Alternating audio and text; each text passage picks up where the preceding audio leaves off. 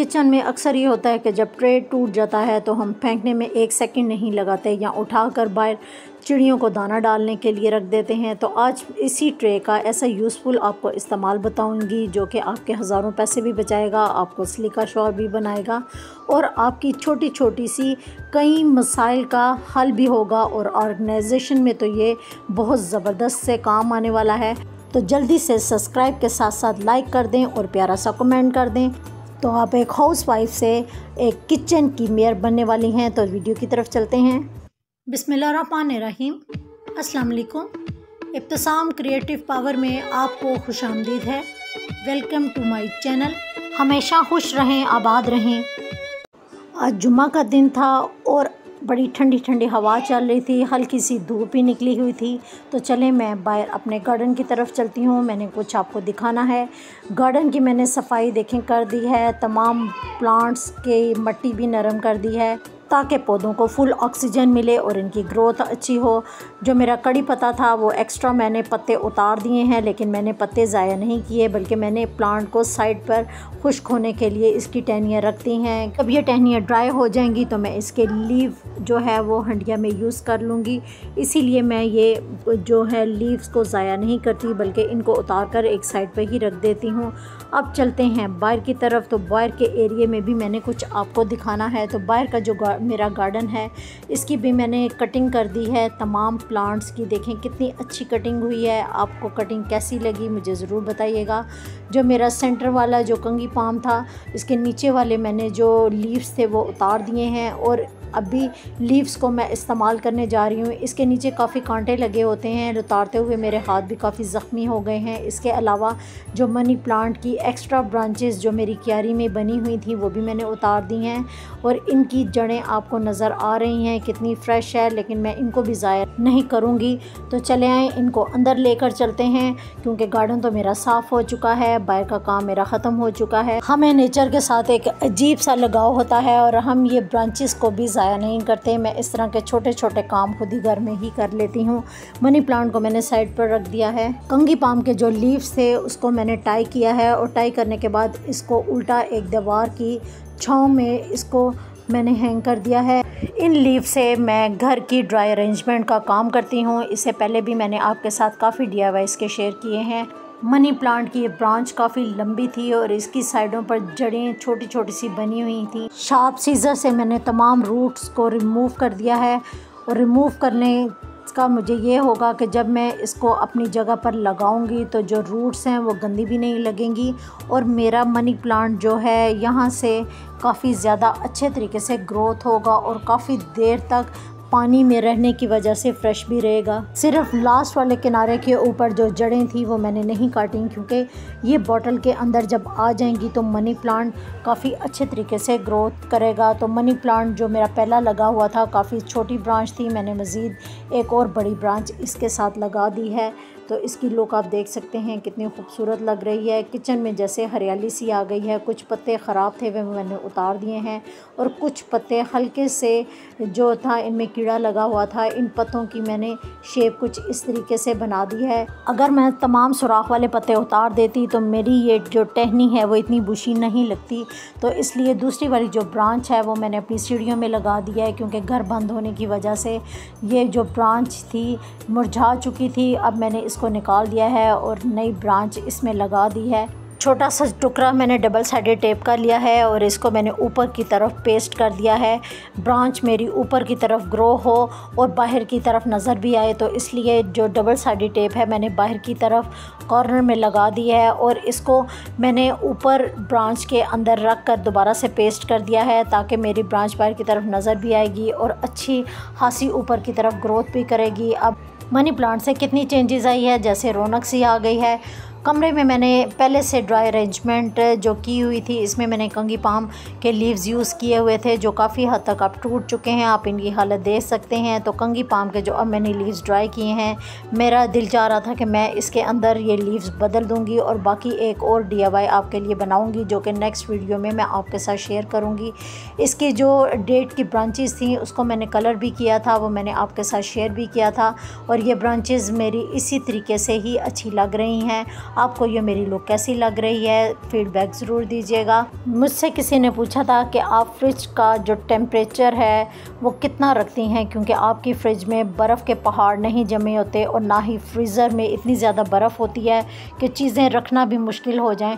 तो मैंने देखें आपको अपना डीप फ्रीज़र बता दिया है। इससे पहले मैंने आपको डीप फ्रीज़र की ऑर्गेनाइजेशन बताई थी, जिसमें मैंने डीप फ्रीज़र के अंदर मैंने आइस बॉटल रखी थी ताकि दीवारों के साथ मेरी चीज़ें ना चिपकें, और बर्फ़ भी काफ़ी हद तक कंट्रोल हो गई थी। नीचे की जो दीवार को कंट्रोल करने के लिए मैंने इसके ऊपर प्लास्टिक बिछाया था ताकि मेरी जो ट्रे हैं ये चीज़ें इसके ऊपर ना चिपकें। मैं आसानी से अपनी चीज़ों को मूव भी कर लेती हूँ और आसानी से रख भी लेती हूँ। नीचे वाले फ्रिज का जो टेम्परेचर था वो मैंने 1.5 रखा था। अगर आप महसूस कर रहे हैं कि गर्मी काफ़ी ज़्यादा है तो आप फ्रिज का टेम्परेचर हाफ़ बढ़ा दें, यानी 2 कर दें, तो तब भी जो है फ्रिज के पीछे की जो दीवार है वो बर्फ़ से फिल नहीं होगी। आपका फ्रिज, लाखों की फ्रिज जो नो फ्रॉस्ट आती है, सेम उसी तरीके से ही काम करेगा, क्योंकि फ्रॉस्ट फ्रिज थोड़ी चीप प्राइस में है और नो फ्रॉस्ट महंगी है। 3 वीक्स पहले मैंने जो वर्किंग की थी, सिर्फ आपको रिज़ल्ट दिखाने के लिए मैं दोबारा से बाहर जा रही हूँ और आपको ये वर्किंग दिखा रही हूँ। आप देखें कि ये वर्किंग मेरी किस हद तक कामयाब हुई है। यकीन करें, सिलन का एक कतरा भी इसके ऊपर शो नहीं हो रहा और जहाँ भी सिल थी वो बिल्कुल ख़त्म हो चुकी है। इसका मतलब है कि ये चीज़ वाकई काम करती है और इस चीज़ का एक्सपीरियंस मेरा काफ़ी अच्छा रहा।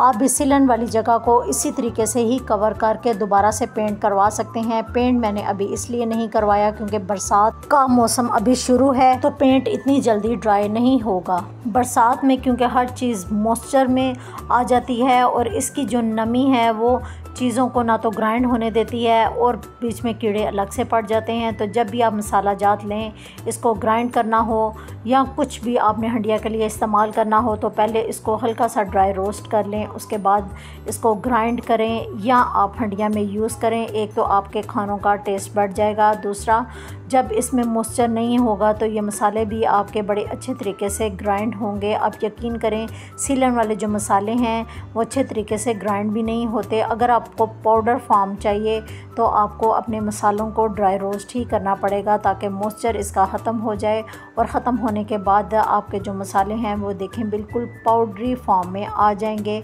जिससे आपको काफ़ी आसानी होगी अपने हंडिया को हैंडल करने में भी, मसालों को रखने में भी, और इसके अलावा ये कीड़े लगने से भी महफूज हो जाएंगे। डेकोर में अच्छी चेंजेस हो तो वो किसको पसंद नहीं होती। मैंने एक टेबल लैंप बनाया था, लेकिन बरसात की नमी की वजह से इसके अंदर जो रखी लाइट थी वो जल चुकी है। इसके बाद जो मैंने पेपर लगाया था वो भी काफ़ी गंदा हो चुका था, तो मैंने कहा कि मैं इसमें कुछ चेंजेस करती हूँ। तो आज हम इस DIY को मज़ीद और ख़ूबसूरत तरीके से किस तरीके से बनाने वाले हैं। तो चलते हैं अपने किचन में, और बॉटल का जो नीचे वाला हिस्सा है उसको मैं कट कर दूंगी। पहले तो मैंने नाइफ़ गरम ली है, इसकी नोक से मैंने इसको कट कर किया है। इन्हीं कामों के लिए मैं अलग से जो नाइफ़ है वो रखती हूँ, क्योंकि तमाम मेरी नाइफ़ ख़राब ना हो जाएं, क्योंकि गर्म होने की वजह से नाइफ़ ब्लैक पड़ जाती हैं जो काफ़ी बुरी लगती हैं। सुराख मैंने इसके अंदर कर दिया है। अब दोबारा से इसके अंदर मैंने सीज़र को घुमा कर जो एक हिस्सा है इसका नीचे वाला उसको रिमूव कर दिया है, और ऊपर वाला बॉटल का जो हिस्सा है जहाँ से हमारी लाइन पहली वाली शुरू हो रही थी उस हिस्सों को भी मैं अब दोबारा से काट लूँगी। सेंटर से बॉटल नरम होती है, इसलिए ये वाला जो हिस्सा है बड़ी आसानी से हमारा कट जाएगा। लाइन जहाँ पर बॉटल की आ रही है मैं उसी सीध में इसको काटती जा रही हूँ, हत्ता कि मेरी जो पूरी बॉटल है वो कट चुकी है। ऊपर वाले हिस्से को हमने इसके अंदर रख कर देख लिया है, ये बिल्कुल फिट आ चुका है। हमें कोई भी इसको हीट देने की अब ज़रूरत नहीं है। अगर आप चाहें तो इस ट्रांसपेरेंट हिस्से को ऐसे ही लाइट इसके अंदर रख कर एज ए टेबल लैंप के तौर पे भी यूज़ कर सकते हैं, लेकिन मैंने एक और आइडिया सोचा है। एक छोटा सा वॉश लिया है, इसके अंदर मैंने छोटे छोटे से मिनी आर्टिफिशियल प्लांट लगाए हैं और लगाने के बाद फ्रंट पर एक छोटे से लीव्स जो हैं वो मैंने रख दिए हैं और इसको इसके अंदर रखते हुए इसके कवर को ऊपर से बंद कर दिया है। प्लांट को थोड़ा अंदर की तरफ आप कर लें और दोबारा से इसको जब हम बंद कर लेंगे तो प्लांट का फैलाव हो जाएगा और हमारा वॉश इसके अंदर बड़ा अच्छा लगेगा।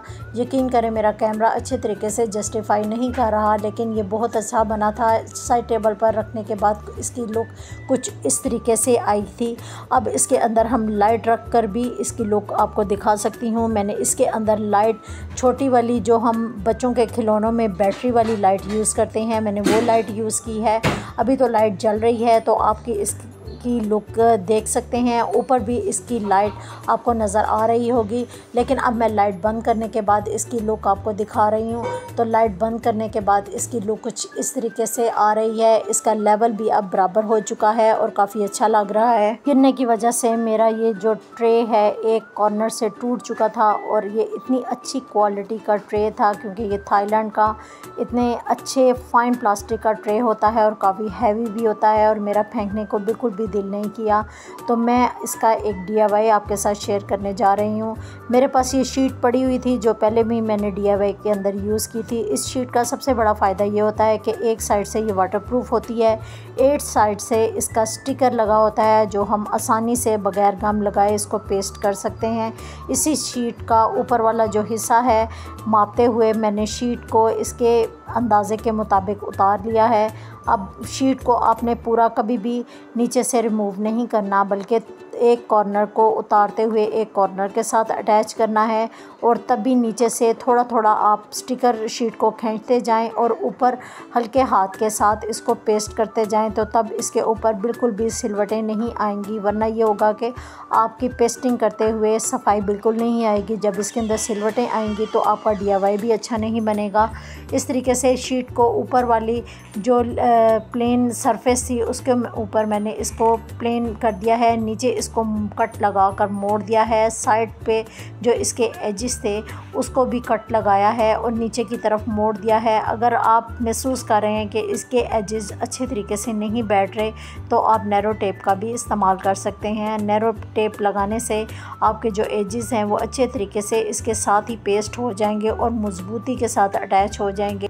पिकली पाउडर के मेरे पास 4 पैक्स पड़े हुए थे और बिल्कुल खाली थे। मैं इस तरह की बॉटल ज़ाया नहीं करती। इससे पहले भी मैंने काफ़ी DIY इसके बनाए हैं। इस वक्त जो मेरे पास बॉटल हैं उनका साइज़ एक नहीं है, इनकी लंबाई बड़ी और छोटी है।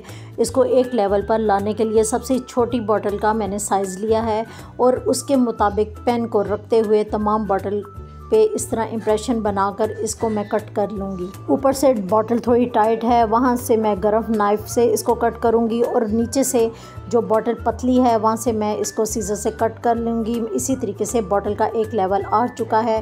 ग्लू गन रॉड को हम गर्म करते हैं। इस तरीके से चारों बॉटल्स को मैंने एक लेवल लाते हुए ग्लू गन के साथ इसको चारों कॉर्नर्स पर पेस्ट कर दिया है। हमारा एक ज़बरदस्त सा ऑर्गेनाइज़र बन चुका है जो वाटरप्रूफ है, किचन में रखने और ग्रीस से महफूज होने के लिए भी बड़ा ज़बरदस्त है। हम चाहे तो बॉटल्स को नीचे धो भी सकते हैं और ऊपर हमारा जो शीट है इसको हम वाटरप्रूफ होने की वजह से कपड़े के साथ साफ़ भी कर सकते हैं।